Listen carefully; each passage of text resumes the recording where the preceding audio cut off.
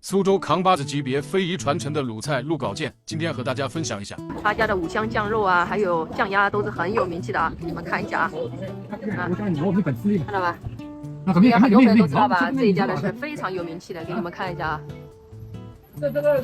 江苏老字号啊，然后苏州市非物质文化遗产啊，苏式卤菜店就这家啊。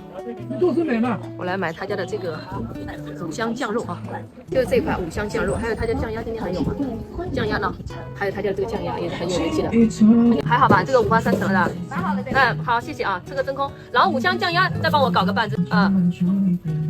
好嘞，谢谢。呀，我迫不及待要尝一下他家酱鸭，给你们看一下啊，这个是我自己买的吃的啊，酱鸭啊。看到吗？这个肉，看见这个肉，这个色泽，你看，酱肉挺好的。好嘞，谢谢。